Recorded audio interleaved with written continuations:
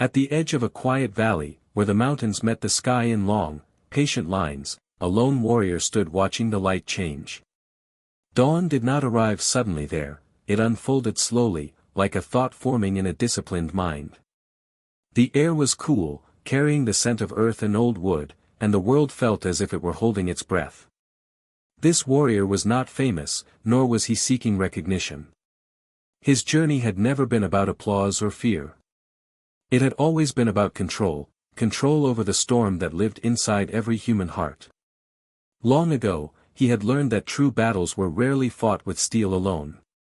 The sharpest conflicts rose from anger, pride, and impatience, and those enemies were far more dangerous than any man standing across the field. He had once believed anger was power. In his younger years, he welcomed it, letting it rush through his veins like fire. It made him faster, louder, and more reckless. In those days, he thought fear in others meant strength in himself. But anger is a hungry thing. It never stays satisfied. Each victory demanded another, each confrontation grew harsher, and slowly, without noticing, he began losing something far more valuable than any duel could offer: clarity. His mind became crowded, his decisions heavy, and his nights restless. He realized too late that anger does not sharpen judgment, it clouds it. It promises control but quietly steals it away. The turning point came not in a great battle, but in a moment of stillness. One evening, after a conflict that left the ground scarred and the air bitter, he sat alone and felt nothing but emptiness. There was no pride in winning, no peace in survival. Only exhaustion. In that silence, a simple truth revealed itself: anger had been using him, not serving him. From that day, he chose a different path. He did not swear to avoid conflict forever, nor did he pretend that emotion could be erased. Instead, he committed to understanding it. He began to train his mind with the same discipline he once reserved for his body. Every morning, before the world awoke, he practiced stillness. He learned to observe his thoughts without obeying them, to recognize the rise of anger before it took shape. When frustration appeared, he did not suppress it, nor did he release it blindly. He acknowledged it, studied it, and let it pass. Slowly, the fire inside him changed. It no longer burned out of control, it became a steady heat, useful and contained. With this shift came a new kind of strength, quiet, unshakable, and deeply rooted. People who met him later often misunderstood his calm. Some mistook it for weakness, assuming silence meant fear. But silence was his choice, not his limitation. He had learned that reacting is easy, but responding with intention requires mastery. When challenges arose, he did not rush forward fueled by emotion. He waited, assessed, and moved only when action served purpose. In moments where others lost themselves to rage, he remained present. This presence gave him an advantage no weapon could match. As the sun climbed higher over the mountains, the warrior took a slow breath and turned away from the horizon. The lesson he carried was simple yet profound: never let anger decide your path. Power is not found in how loudly you react, but in how calmly you choose. The world will always test patience, pride, and restraint. Those tests never end. But the one who learns to master his inner state gains something rare: freedom. And with that freedom comes a strength that cannot be provoked, controlled, or broken. The warrior's transformation did not happen quickly, nor was it gentle. Mastery of the inner world demanded patience greater than any physical training he had ever endured. Each day confronted him with the same invisible enemy, his own mind. Thoughts rose without invitation, some sharp with resentment, others heavy with doubt. At first, he believed discipline meant forcing those thoughts into silence, crushing them the way a stronger opponent is crushed on the battlefield. But the harder he resisted, the louder they became. Anger returned in subtler forms, disguised as irritation, judgment, and quiet frustration. This is when he learned the most important lesson of his path: resistance feeds what it fights. Instead of pushing his thoughts away, he began to sit with them. When anger surfaced, he did not label it as failure. He observed it as a signal. Where did it come from? What expectation had been violated? What attachment had been threatened? Slowly, patterns revealed themselves. His anger often emerged when reality refused to match his desires, when people failed to act as he believed they should. The realization humbled him. Much of his suffering came not from the world, but from his insistence that the world behave according to his inner rules. Letting go of that demand felt uncomfortable at first, like loosening armor he had worn for years. Yet beneath that armor, he discovered space to breathe. Through deliberate practice, he trained himself to pause before reacting. Even a single breath became a powerful tool. In that breath lived a moment of choice. He learned that emotions rise automatically, but actions do not have to. Between impulse and response existed a narrow gate, and guarding that gate became his primary discipline. When insulted, he waited. When challenged, he listened. When chaos erupted around him, he grounded himself in stillness. Others mistook this pause for hesitation, but it was clarity forming. While they rushed forward, driven by emotion, he moved with intention. This inner control transformed how he perceived conflict. Battles were no longer contests of dominance but exchanges of awareness. He noticed how opponents revealed themselves through their anger, tight shoulders, reckless movements, predictable attacks. Rage made them visible. Calmness made him invisible. He no longer needed to overpower force with force. He allowed aggression to exhaust itself, then stepped into the opening it created.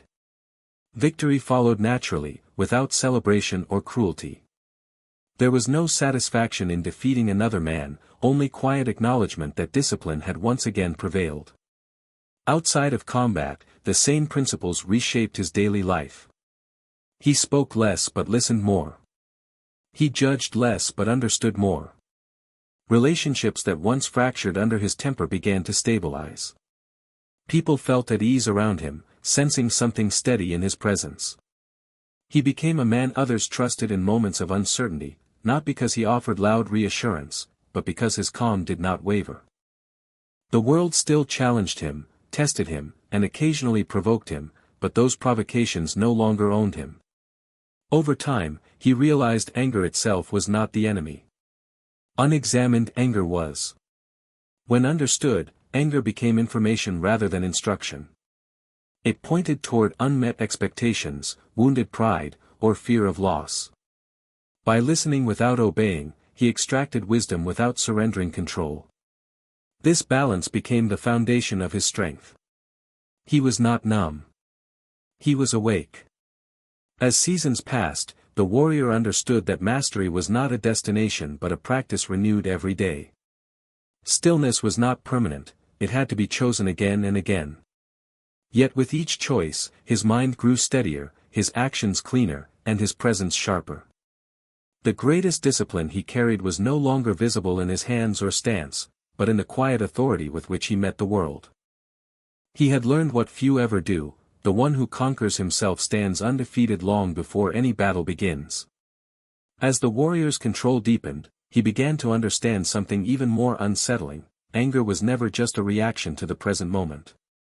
It was often a memory wearing the mask of now.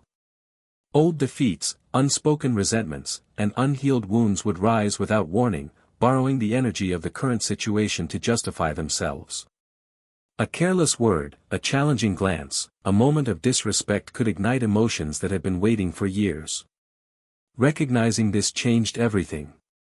He saw that when he reacted in anger, he was not fighting the person in front of him, but the echo of past battles still raging within his mind. To confront this, he adopted a new practice: radical awareness. Instead of asking, "Why did this happen to me?" he asked, "What within me is responding?" This question stripped anger of its authority. It turned emotion into an object of study rather than a commander issuing orders. He learned to trace the feeling back to its source, often discovering fear beneath the surface. Fear of losing respect. Fear of being powerless. Fear of being unseen. Once fear was exposed, anger lost its sharp edge.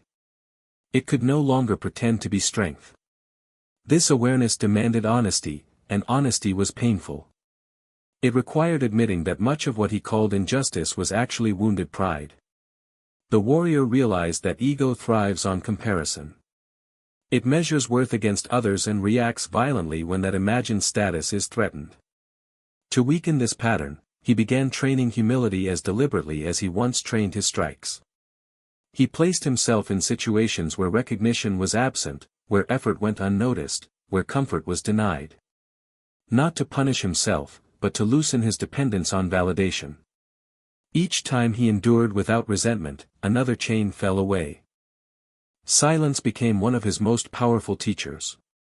In long periods of solitude, without distraction or conversation, his mind revealed its habits clearly.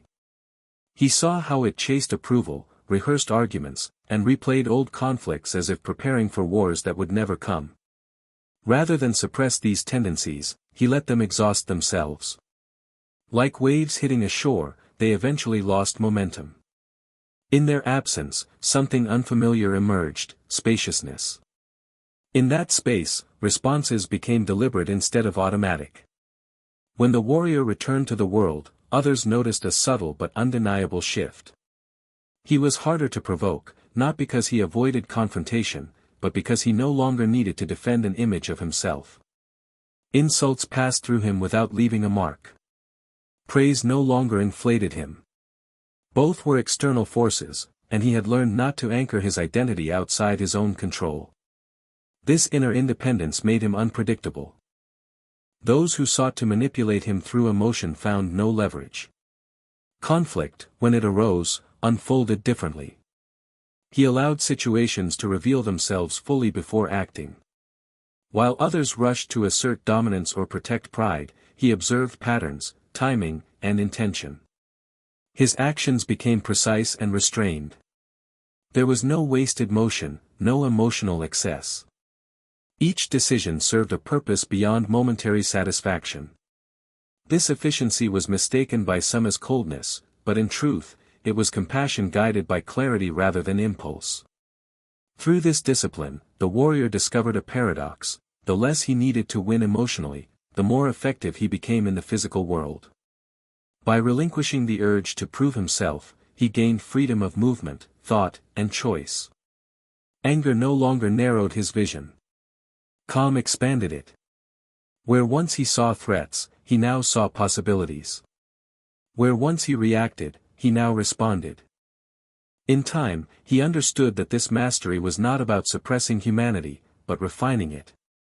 Emotion still arose, but it no longer dictated direction. The warrior had learned to stand in the presence of intense feeling without becoming its servant. That ability, remaining centered while others lost themselves, was the true forbidden discipline. And it was this discipline, more than any technique, that separated legends from men. With mastery of awareness came an even deeper responsibility: the discipline of choice.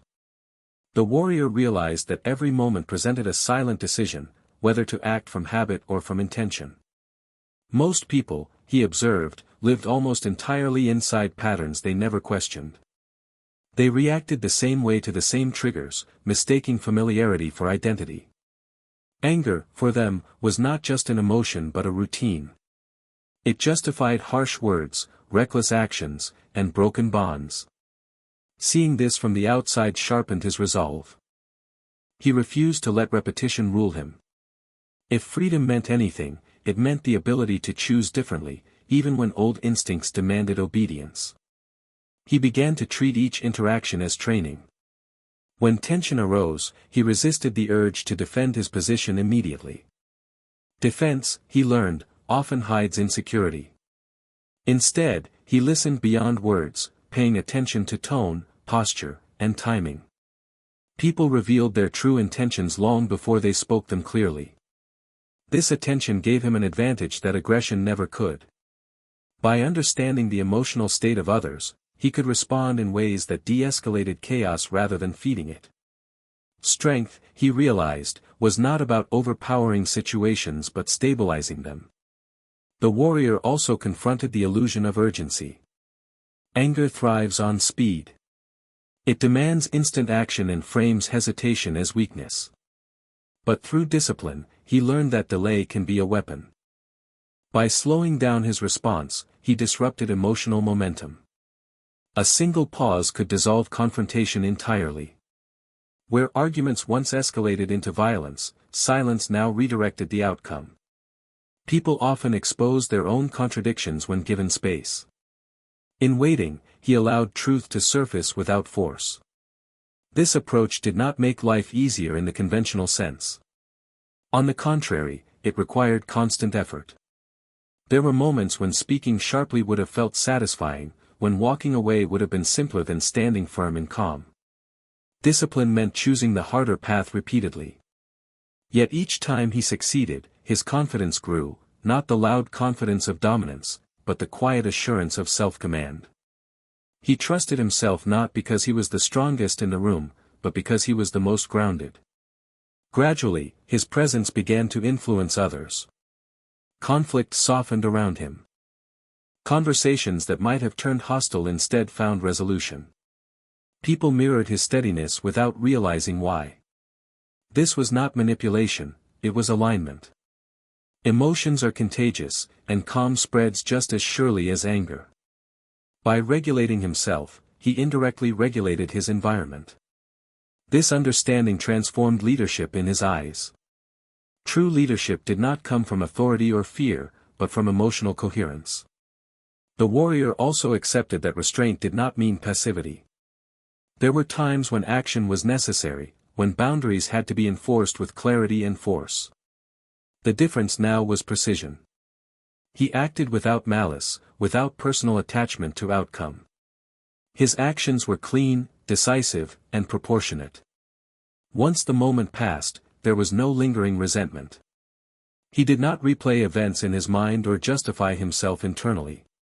The past released its grip because he no longer fed it with emotion. Through years of practice, the warrior internalized a simple rule: never make permanent decisions from temporary emotions. Anger fades, fear shifts, pride collapses, but consequences remain. By anchoring his choices in awareness rather than impulse, he reduced regret to nearly nothing. This alone gave him a sense of peace few ever experience. As he continued his journey, the warrior understood that discipline was not about denying feeling, but about placing it in proper order. Emotion became a messenger, not a master. In honoring this hierarchy, he discovered the deepest form of power, the ability to remain aligned with purpose regardless of external pressure. And in a world driven by reaction, that alignment made him nearly unstoppable. As years passed, the warrior came to understand that the greatest test of discipline was not found in moments of danger, but in ordinary life. Extreme situations demand focus naturally, but routine invites negligence. Small frustrations, repeated daily, have a way of eroding control more effectively than a single great threat. A careless remark, a delayed outcome, a minor injustice, these were the sparks that most often reignited anger. The warrior recognized that mastery had to be practiced especially in these subtle moments, where no one was watching and no reputation was at stake. He began to examine the stories he told himself about the world. Every surge of anger carried a narrative: someone was wrong, something was unfair, or an expectation had been violated.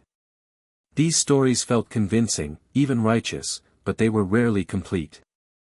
By questioning them, he weakened their grip.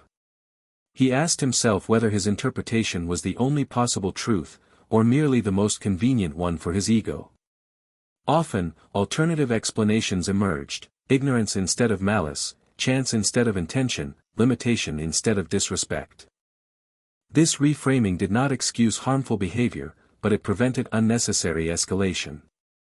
Patience became his silent discipline. Not the passive patience of endurance, but the active patience of trust in timing. He learned that forcing outcomes often produced fragile results, while allowing processes to unfold created stability.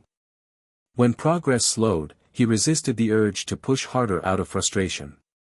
Instead, he adjusted his approach, conserving energy and refining direction. This patience extended inward as well. On days when anger surfaced despite his training, he did not condemn himself. Self-judgment, he realized, was just another form of aggression. He acknowledged the lapse, corrected course, and moved forward without drama. The warrior also developed a keen awareness of language.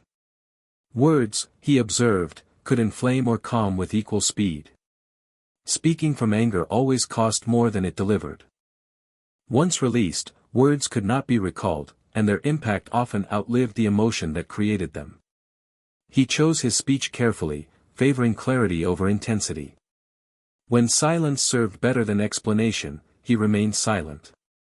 This restraint gave his words weight. People listened when he spoke because he did not waste language on impulse.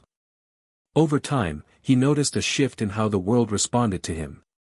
Opportunities arose with less resistance. Conflicts resolved faster. Trust formed more easily. None of this felt magical or accidental. It was the natural outcome of consistency. When others sensed that he would not react unpredictably, they relaxed. Stability invites cooperation. In mastering himself, he had unknowingly mastered his environment.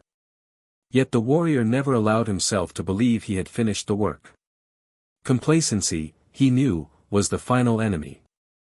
Each success carried the risk of pride, and pride reopened the door to anger. To counter this, he maintained beginner's awareness, approaching each day as new training. He reminded himself that discipline was not an achievement to display, but a practice to renew. The moment he believed himself beyond emotion was the moment emotion would reclaim him. In quiet reflection, the warrior understood that anger had once given him identity. It made him feel powerful, decisive, and alive. Releasing it felt like losing a part of himself. But what replaced it was far greater: clarity, steadiness, and freedom of choice. He no longer needed external chaos to feel purpose. His purpose came from alignment between thought, emotion, and action. This alignment became his true weapon. Unseen, uncelebrated, and unbreakable. While others searched for strength in dominance or recognition, the warrior stood grounded in self-command. He had learned that the most dangerous person in any room is not the loudest or the angriest, but the one who remains calm when everyone else loses control. With this understanding firmly rooted, the warrior began to see anger not as an obstacle to eliminate, but as raw energy awaiting direction. Energy itself was neither good nor bad, it simply followed the channel provided. When left undisciplined, it erupted as rage and destruction. When guided, it became focus, determination, and resolve.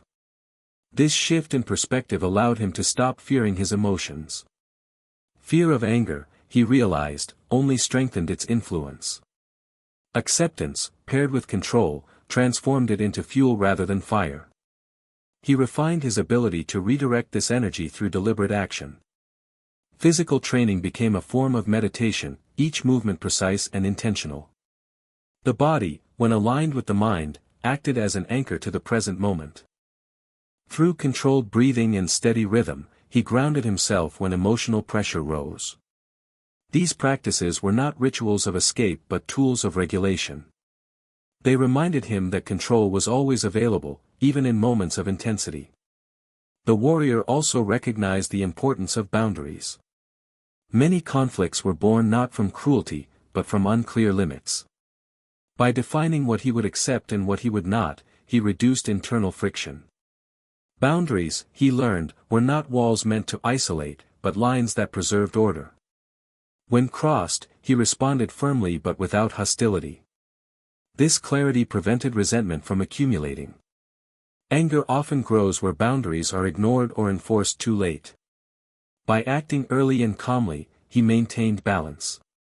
In observing others, he noticed how unmanaged anger consumed attention and energy. People trapped in reaction lived in constant fatigue, replaying conversations and imagining future confrontations. Their minds were rarely present. In contrast, discipline freed mental space. The warrior's thoughts became quieter, more efficient. He conserved energy for what mattered. This economy of focus enhanced every area of his life, from decision-making to perception. He saw details others missed because his attention was not fragmented by emotional noise. There were still moments of challenge. Loss, betrayal, and injustice did not disappear simply because he had trained his mind. But now, when pain arrived, it was met directly rather than masked by anger. He allowed himself to feel it fully without converting it into aggression. Pain passed more cleanly this way, leaving less residue behind. Anger, he understood, often delays healing by redirecting attention outward instead of inward. Courage was not the absence of feeling, but the willingness to experience it without distortion. Through this practice, the warrior cultivated resilience that did not rely on hardness. He became flexible without losing strength. Adaptable without becoming passive. This balance made him difficult to break. Pressure no longer caused him to fracture or explode, it caused him to focus. Like steel tempered by controlled heat, his character grew stronger through regulation rather than resistance. In time, he accepted that discipline was not about becoming emotionless, but about becoming skillful with emotion. Anger, fear, and desire would always arise.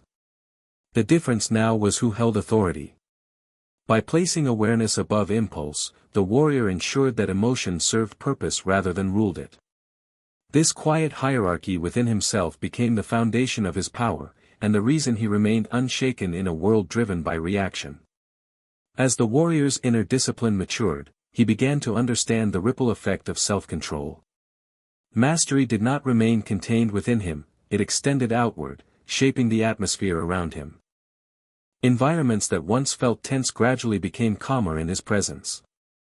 This was not because he demanded peace, but because he embodied it. People unconsciously adjusted their tone, pace, and posture when interacting with him. Emotional stability, he learned, is communicated without words. He also recognized a difficult truth: many conflicts persist because they provide identity. Anger gives people a role to play, an enemy to define themselves against. Without that struggle, they feel uncertain, even empty. The warrior had once relied on this pattern himself. Now, he saw how destructive it was. To step out of anger meant stepping into responsibility. It required taking ownership of one's reactions instead of blaming external forces. Few were willing to do this work. Those who were, however, experienced a freedom others could not imagine. Rather than trying to correct or control others, the warrior focused solely on his own alignment. He understood that advice offered without request often creates resistance. Example, on the other hand, invites curiosity. When people asked how he remained calm under pressure, he did not offer formulas or speeches. He simply explained that control begins where awareness meets choice. Some listened. Others dismissed it. He accepted both outcomes without attachment. His task was to live the discipline, not to convert the world. This detachment protected him from disappointment. Expectations, he knew, are silent contracts we impose on others without consent. When those contracts are broken, anger follows. By releasing expectations, he reduced friction. This did not mean abandoning standards, but rather enforcing them without emotional dependency. He held others accountable through clear action, not reactive emotion. This distinction kept his mind clear and his actions effective. The warrior also learned to recognize when anger in others had nothing to do with him. Many people carry unresolved battles and project them outward. Once he stopped taking these projections personally, they lost their power. He responded to hostility with neutrality, not submission. Neutrality deprived aggression of fuel. Without resistance or reinforcement, anger often collapsed under its own weight. This was not avoidance, it was strategic non-engagement. In moments where confrontation was unavoidable, he remained grounded. His voice stayed steady. His posture relaxed. This calm unsettled opponents more than threats ever could. They expected escalation and received clarity instead. Boundaries were enforced without theatrics. The absence of emotional chaos made his position unmistakable. Through all of this, the warrior remained vigilant. He knew that discipline weakens when attention drifts. Old habits never disappear completely, they wait for moments of fatigue or pride. To guard against this, he returned daily to stillness, recalibrating his inner state. This practice was his anchor. By living this way, the warrior discovered that true influence is quiet. It does not announce itself or demand obedience. It stabilizes, clarifies, and endures. In mastering his reactions, he had altered not just his own life, but the emotional landscape around him.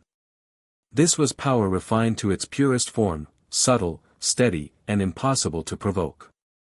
With time, the warrior began to notice a deeper shift taking place beneath the surface of his daily discipline. The techniques that once required effort were slowly becoming instinct.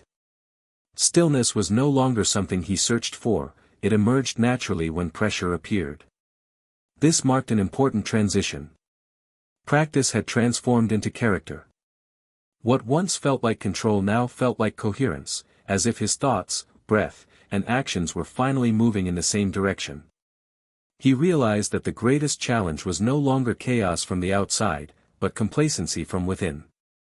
Growth, he learned, does not end when balance is achieved.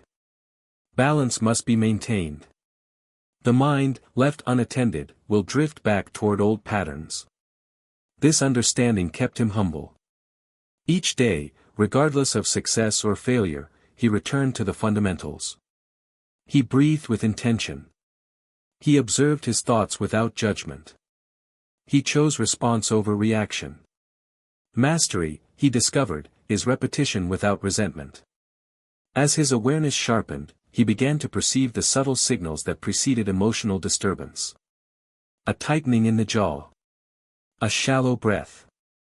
A sudden urge to rush or escape.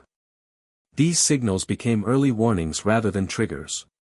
By recognizing them early, he interrupted the cycle before it gained momentum. This skill gave him an advantage that most people never develop, the ability to intervene before losing control. In this space, between impulse and action, he found freedom. He also learned to respect exhaustion. Strength was not found in constant resistance, but in intelligent recovery. When the body was depleted, the mind became vulnerable. Instead of pushing through fatigue as he once had, he now allowed rest without guilt. This choice strengthened his discipline rather than weakening it. He understood that resilience is built through balance, not brutality. The warrior began to see his life as a training ground rather than a problem to solve. Every challenge carried instruction. Every setback offered feedback. Nothing was wasted. Even moments of regression served as reminders of how far he had come. Instead of condemning himself for mistakes, he examined them calmly, adjusted, and continued forward. This mindset removed the fear of failure and replaced it with curiosity. Silence became his teacher. In quiet moments, he noticed thoughts rising and falling like waves, no longer threatening, no longer urgent. He did not suppress them or chase them. He allowed them to pass. This non-attachment created space, and in that space emerged clarity. Decisions became simpler. Priorities revealed themselves without force.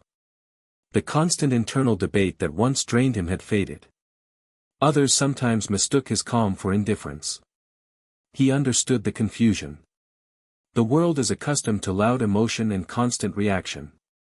Stillness can appear unfamiliar, even unsettling. But he did not correct their assumptions. He knew that his way of being did not need explanation. Results would speak louder than defense ever could. In this phase of his journey, the warrior understood a quiet truth: peace is not fragile. It is resilient when grounded in discipline. It does not collapse under pressure. It adapts. By honoring this understanding daily, he stepped fully into a life governed not by impulse or fear, but by deliberate presence.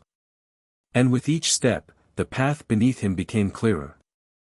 As the journey continued, the warrior came to understand that true mastery is revealed not in moments of isolation, but in relationship with the world. Inner harmony must survive contact with reality. It must remain intact in conversation, conflict, disappointment, and uncertainty. This was the final refinement of his discipline. The mind could be calm in silence, but could it remain steady when challenged, misunderstood, or tested by others. He noticed how easily emotions could be triggered through interaction. A careless comment. A dismissive tone. A delayed response. In the past, these moments would have ignited long chains of thought, replayed endlessly in his mind.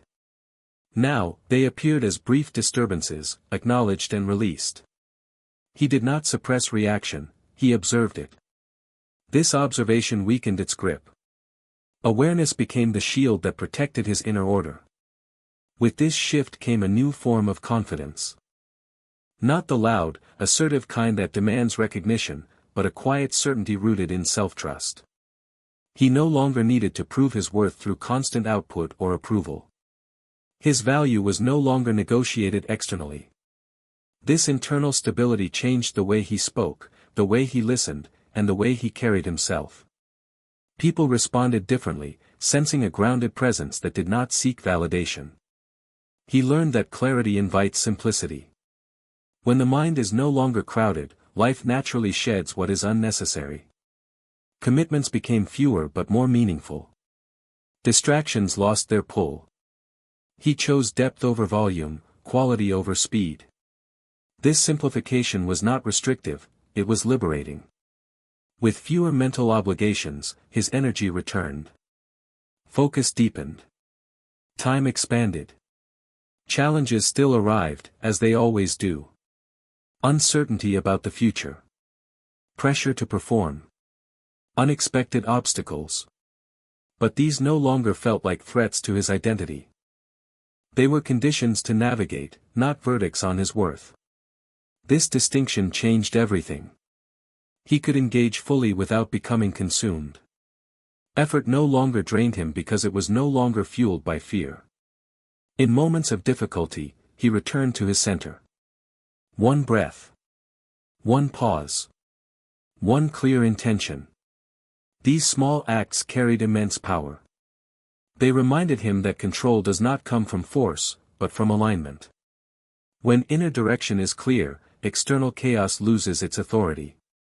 The warrior also recognized the responsibility that came with this awareness. Calmness is not meant to isolate, it is meant to stabilize the space around it. Without preaching or instruction, his presence became supportive to others. People felt heard when he listened. Conflicts softened when he remained composed. Leadership emerged naturally, without effort. He understood then that this path was not about escaping the world, but participating in it differently. With less noise, he could see more clearly. With less reaction, he could act more effectively. This was not withdrawal, it was engagement from a place of strength. Standing at this stage of his journey, the warrior no longer sought an end point. There was no final arrival. The practice continued, refined daily through attention and humility. And in this ongoing discipline, he found something greater than peace. He found steadiness, a foundation that would remain, regardless of what the world demanded next. In the final stage of his journey, the warrior no longer measured progress by how calm he felt, but by how faithfully he returned to himself. He understood that even the most disciplined mind will experience disruption. Thoughts will rise. Emotions will surge. Life will test its limits again and again. What mattered was not preventing these moments, but responding to them with awareness rather than resistance. This realization marked the completion of his transformation. He no longer chased silence as a destination. Silence became a companion that appeared when needed and stepped aside when action was required. He could move through noise without absorbing it. He could face uncertainty without collapsing into it. His mind was not empty, but it was ordered. Each thought had a place, each emotion a voice, none allowed to dominate the whole.